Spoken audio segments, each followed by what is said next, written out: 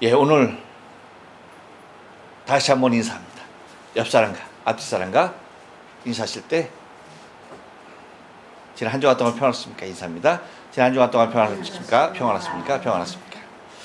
예, 오늘 누가복음 4장 42절로 44절에 있는 말씀을 가지고 한적한 곳에 가시니라는 제목으로 말씀을 전합니다. 오늘날 우리는 24시간, 이 하루가 24시간, 이 24시간 시간을 아마도 매우 모자라게 살아가고 있지는 않는가라는 그런 생각이 듭니다. 스마트폰, 우리 흔히 핸드폰이라고 하는 것, 어쩜 그렇게 우리는 이름도 잘 지었는지 우리 손에서 24시간 떠나지 않죠. 그렇죠? 스마트폰 24시간 깨어 있고 사람들은 거기에서 울리는 카톡, 메일, 그리고 쇼츠, 릴스, 유튜브 이런 것 등 모든 것에 파묻혀 살아가고 있는 우리의 현실을 보고 있습니다. 이렇게 살아가는 우리에게 한적한 시간 그리고 한적한 공간은 어쩌면 매우 사치처럼 느껴지기도 합니다. 한마디로 현대를 표현한다라고 한다면 바쁨과 분주함의 시대라고 말할 수 있겠습니다. 과거에는 생업에 열중하는 이 장년들이 매우 바쁘고 분주한 것이었는데 이제는 전 세대에 걸쳐서 얼마나 바쁜 시간을 보내고 있는지 모른다는 거죠. 과거의 풍경은 어떻습니까? 이렇게 더운 날이면은 노인네들은 그늘, 텐마루를 만들어 놓고, 그쵸? 부채질하고 이렇게 한가한 시간을 보내는 것이 풍경이었어요. 그리고 아이들은 옷통 벗고 열심히 뛰어다니면서 물싸움하며 장구치며 노는 것이 과거의 풍경이었죠. 그런데 이제는 그렇게 노는 아이들을 찾을 수가 없어요. 그래서 옛날에 학교 다니는 애들은 학교 갈 때 뭐라고 인사하고 갔어요? 부모님에게 학교 다녀오겠습니다. 그러고 인사하고 갔어요. 근데 지금 애들은 학교 수업하죠? 수업 끝나면 바로 오나요? 아니죠. 자율학습하죠? 자율학습하고 끝나나요? 아니죠. 학원 가야죠. 학원 가서 끝나나요? 아니죠. 도서실 가야죠. 그러다 보니까 요즘 아이들의 인사는 뭐예요? 집에 다녀오겠습니다 하고 학교를 나간다는 거예요. 그렇게 바쁜 시간을 보내고, 노인들은 어때요? 계모임을 비롯해서 동창회, 노인대학 할 것 없이 정말 24시간이 모자랄 정도의 그런 분주한 삶을 살아가고 있습니다. 우리는 이렇게 바쁜 일상을 통하여 어쩌면 가장 중요한 것을 놓치고 또 그것을 잃어버린 줄조차도 모르고 살아가고 있는 우리의 모습은 아닌가. 그것이 지금 우리의 현실일지 모른다는 것입니다. 그런데 여러분, 오늘 본문을 보면 놀랍게도 예수님께서는 그 바쁜 당신의 공생의 일정 중에서도 한적한 곳을 찾으셨다라고 기록을 하고 있는 것입니다. 어디로 가셨다고요? 한적한 곳에 가셨다라는 겁니다. 예수님의 소문은 온 마을에 퍼졌죠. 그분의 기적과 능력을 경험하고 많은 사람들을 모여들었고, 그 많은 사람들이 모여든 그날 예수님은 날이 밝자 뭡니까? 무리를 떠나서 조용한, 다시 말하면 인적이 없는 한적한 곳으로 가셨다는 것입니다. 왜 예수님은 그렇게 바쁘고 중요한 사역 중에도 사람들 곁을 떠나야만 했을까라는 것이죠. 오늘은 우리가 이 질문을 통해서 진짜 우리의 삶의 중요한 곳이 어딜까? 그것을 한번 짚어보면서 은혜를 함께 나누는 시간이 되길 원합니다. 여러분, 예수님께서 가셨던 그 한적한 곳은요, 한번 따라서 합니다. 기도의 자리입니다. 42절 상반절 말씀을 우리 다 같이 한번 읽겠습니다. 시작. 날이 밝음에 예수께서 나오사 한적한 곳에 가시니. 예. 이 말씀과 오늘 우리의 본문과 똑같은 본문이 누가만 아닌 마가도 기록하고 있어요. 그래서 마가복음 1장 35절 말씀을 보면 이렇게 얘기하고 있는데, 새벽 아직도 밝기 전에 예수께서 일어나 나가 한적한 곳으로 가서 거기서 기도하더니라고 기록하고 있습니다. 그러니까 마가는 이 똑같은 상황을, 이 똑같은 일을 예수님께서 한적한 곳에 가신 그 목적에 대하여서 더 기록하고 있는데, 그것이 무엇이었다? 거기서 기도하시더니. 곧 한적한 곳에 가셨는데 그냥 한적한 곳에 가셔서 가만히 있었던 것이 아니라 무엇 하셨다고요? 기도하셨다는 것입니다.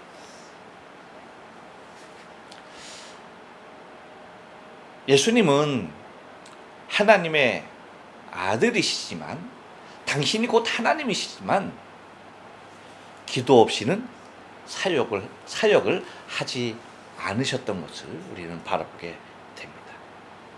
곧 기도 없이는 어떠한 길도 당신이 정하지 않으셨다는 거예요. 곧 무엇인가 시작하기 전에 예수님은 항상 기도의 자리에 계셨다는 것을 우리는 알 수가 있는 것입니다. 곧 기도 없이는 그 무엇도 행하시지 아니하신 분이 예수님이었습니다. 당신이 하나님의 아들이었음에도 불구하고 아버지를 향하여서 당신의 마음을 들이지 않고서는 결코 당신의 걸음을 행치 않았던 것이죠. 여러분, 우리도 그렇습니다.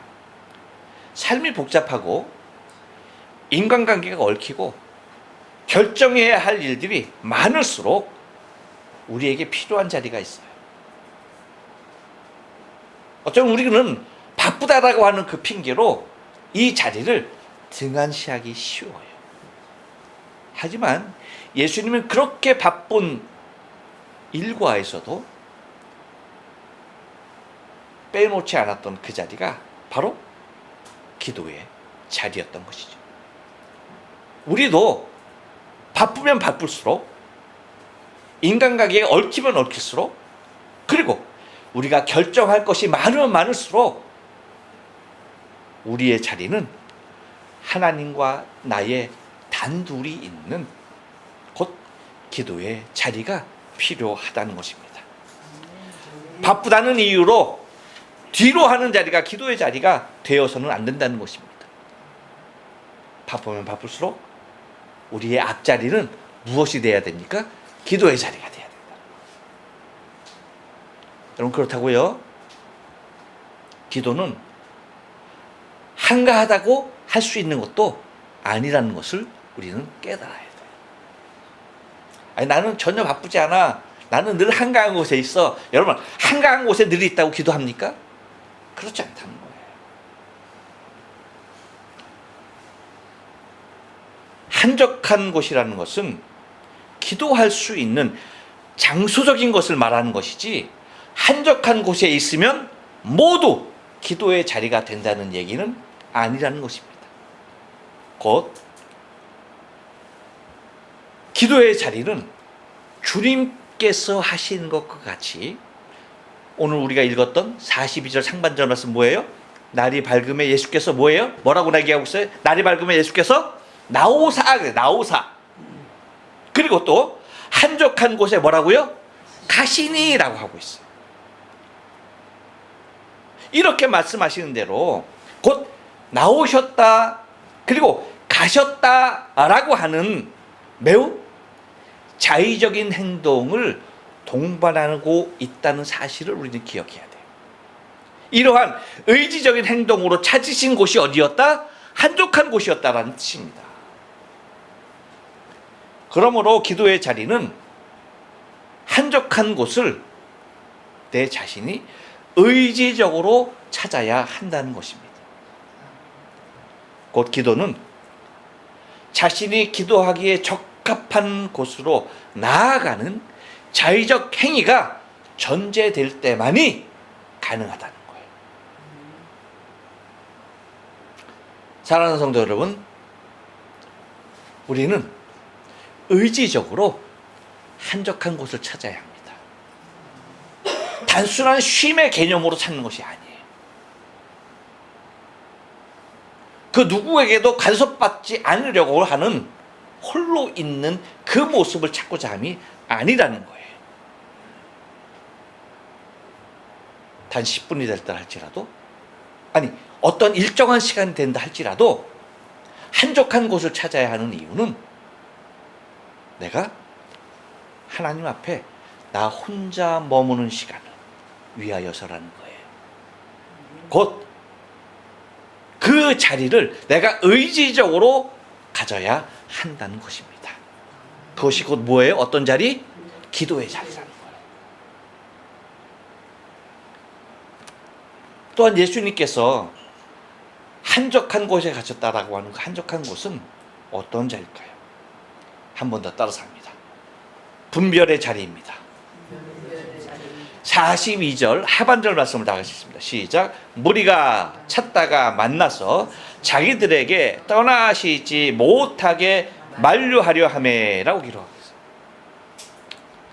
여러분, 우리 한국 기독교에 있어서, 우리 한국 기독교는 사실 세계 기독교 역사에 있어서 굉장히 희귀한 사례죠.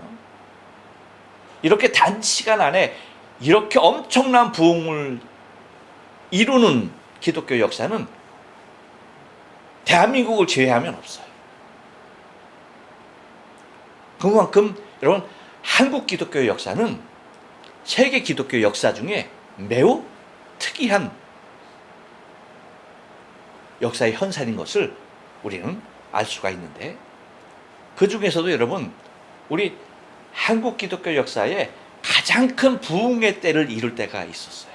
그것이 언제냐면 1970년, 80년대예요. 이 7, 80년대에 한국 교회는요, 엄청난 부흥을 이루어냅니다. 그리고 이 시기에, 이 엄청난 부흥이 일어날 그 시기에는 이 대중적인 전도 집회가 엄청나게 많이 열렸고, 그 대중 전도 집회가 열릴 때마다 사람들은 인산인해를 이루었어요.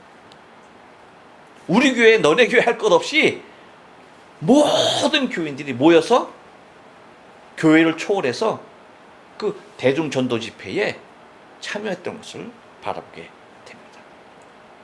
그래서 이때에는 매우 유명한 부흥 강사들이 주름을 잡고 있었던 데입니다. 여러분, 이름만 얘기해도 다 알 정도의 그러한 목사님들이 계셨었어요. 그들의 명성은 대단했습니다. 어디를 가든지 사람들은 모여들었고요, 그곳에서의 엄청난 일들이 일어났던 것을 바라보게 됩니다.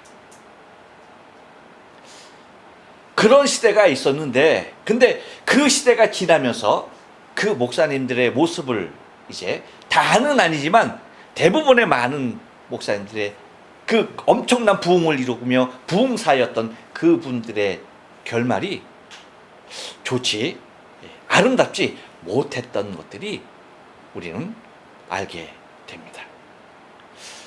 여러분, 예수님의 인기는 어땠을까요? 우리 한국교회의 부흥의 역사를 이뤘던 7, 80년대의 그러한 부흥사들의 인기만 못했을까요? 대한민국이 아무리 극도로 여러분 부흥의 시기가 있다 하더라도 예수님께서 당시 이스라엘 백성으로 대상으로 복음을 전하면서 공생의 사역을 했던 그때와는 비교가 안 되죠. 예수님의 인기는 대중들에게 있어서 최고였습니다.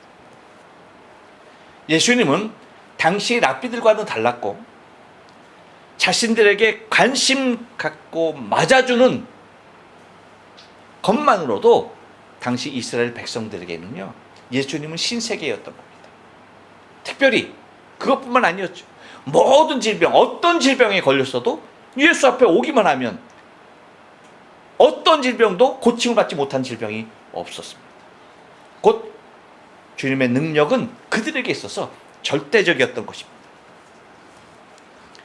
당시 그들은 관료들에게는 시달렸고 종교 지도자들에게는 책망의 대상이 되었었지만 자신들의 삶을 이해하고 받아들이며 필요를 채워주시는 예수님은 백성들의 입장에서는 이 모든 것을 대신해 주시는 분이 예수님이시기를 바라는, 그것은 너무나 당연한 일이었죠. 그렇기 때문에 오늘 여러분 42절 하반절 말씀에서 우리가 읽었던 그 말씀과도 같이 뭐예요? 무리가 찾다가, 예수님께서 나오시니까 무리가 어떻게 했다고요? 무리가 찾았다는 거예요. 그리고 찾다가 만나서 그들이 예수님께 하는 것이 뭐예요? 자기들에게서 떠나시지 못하게, 그러니까 자신들을 떠나는 것을 떠나지 못하게 뭐예요? 만류하려 했다. 떠나지 못하게 하셨다는 거예요. 우리는 그 이유를 충분히 납득할 수가 있습니다. 여러분, 우리라 할지라도 그렇게 했을까요? 안 했을까요? 그렇게 했죠. 충분히 그렇게 해도 남았습니다. 그렇게 만류하며 가지 못하게 하는 그 이유에서는 또 뭐예요? 정치적인 입장도 가세되었던 것이죠. 그래서 예수님을 유대인의 눈에 보이는 왕으로 세우길 원했던 것이 그들의 속내였기도 합니다. 이것은 당시 주님의 인기가 얼마나 좋으셨는가를 한 문장으로 나타내는 말씀이 아닐 수가 없었던 것입니다. 그런데 여러분, 사람은요, 너나 할 것 없어요. 자신이 인기가 있다, 내가 엄청난 인기를 먹는 사람이다 라고 하면 그 인기, 여러분, 그 사람들이 울어보면 박수치며 좋아하는 그곳에서 헤어나올 수 있을 것 같아요? 헤어나올 수가 없어요. 많은 부흥사들이 그랬고 많은 연예인들이 그렇듯이 인기 먹고 사는 사람들은요, 거기에서 헤어날 수가 없는 거예요. 하지만 여러분, 기억하셔야 할 것은 예수님은 당신의 아무리 많이 인기가 있다 할지라도 그 인기에 휘둘리지 아니하시고 당신의 사명의 길을 가셨던 것입니다. 그 이유가 어디 있습니까? 다른 데 있지 않아요. 그 이유는 곧 한적한 곳이 있었기 때문입니다. 곧 분별의 자리예요. 내가 있어야 할 곳인지 없어야 할 곳인지, 내가 머물러야 할 곳인지 떠나야 할 곳인지, 그것이 분별이 가능한 것이 곧 어디였다? 한적한 자리였다는 거예요. 사람들이 아우성치는 곳에서는 분별하기가 힘들어요. 우리는 모세를 잘 알죠? 여러분, 모세가 하나님께 부름받은 장소가 이스라엘 백성들이 신음하고 있는 땅이 아니었어요. 고통받고 소리치고 외치고 하는 그 장소가 그 땅이 아니었던 것입니다. 또한 하나님께 모세가 계명을 받는데 그 계명을 받는 것도 백성들이 아우성치는 곳이 아니었습니다.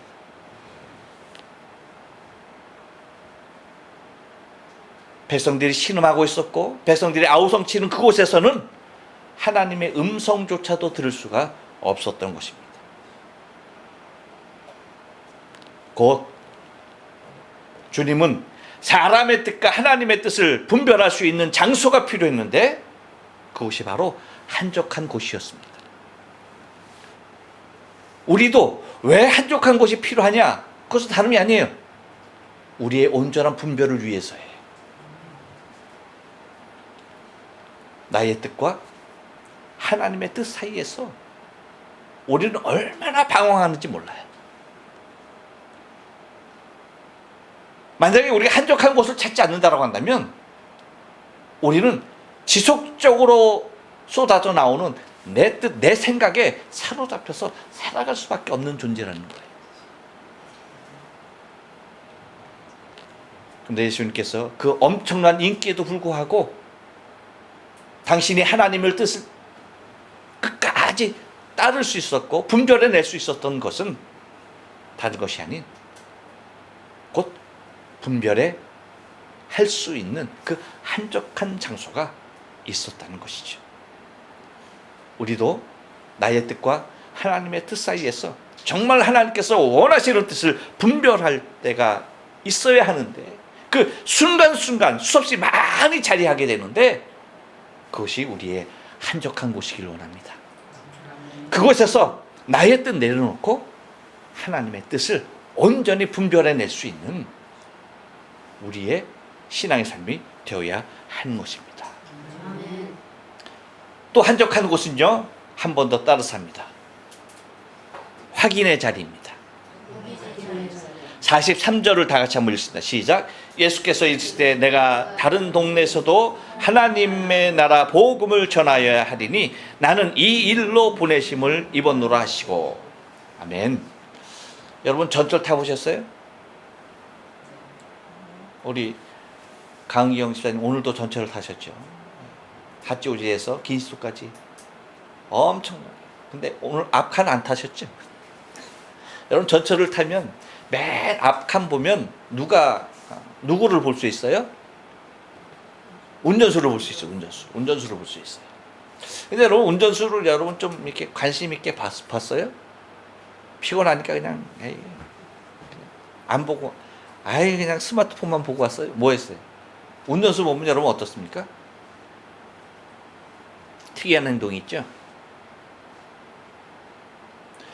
자신이 보는 것과 손가락이 늘 일치한다는 거예요.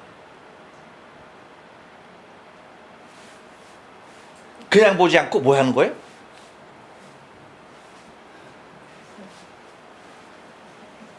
꼭 뭐예요? 자기가 봐야 할 것을 먼저 뭐 하는 거예요? 손가락으로 찝는 거예요. 손가락으로 분명히 그곳을 확인하고 뭐를 하는 거야? 눈으로 확인하는 거예요. 번거롭지 않을까요? 그냥 이렇게 봐도 되는데 꼭 이걸 해야 되니 얼마나 번거롭겠어.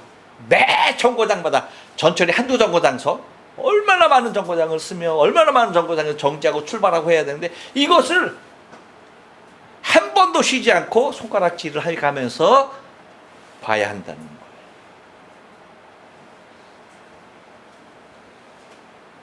왜 이렇게 할까요? 왜 그럴까요? 여러분 이유는 다른 데 있지 않아요. 사람이 익숙해지면 익숙할수록 잊혀지는 것이 있기 때문이에요.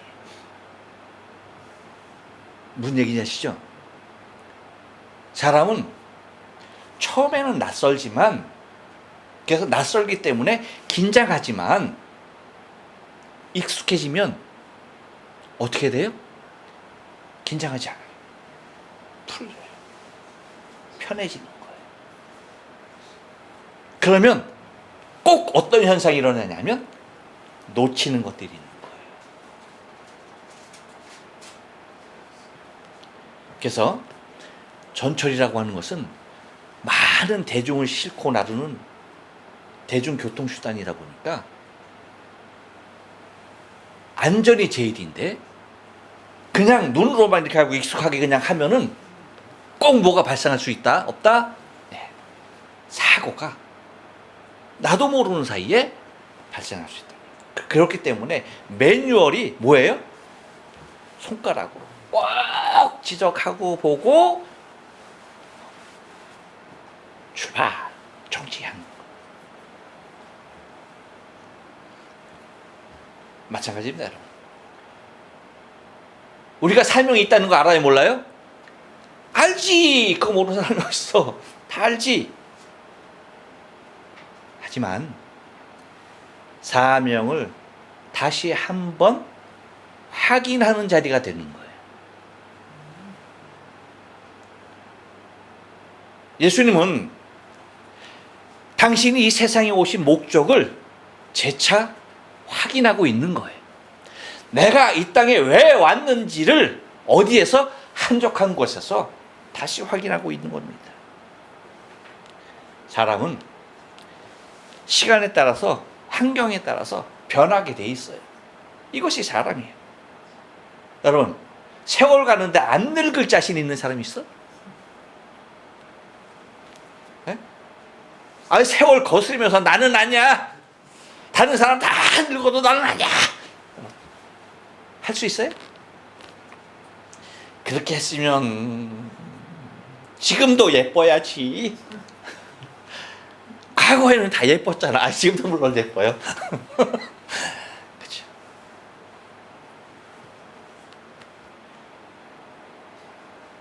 세월이 가는데 늙지 않을 수가 없고요. 환경이 달라지는데 내 삶이 변하지 않을 수가 없는 거예요. 그런데 여러분,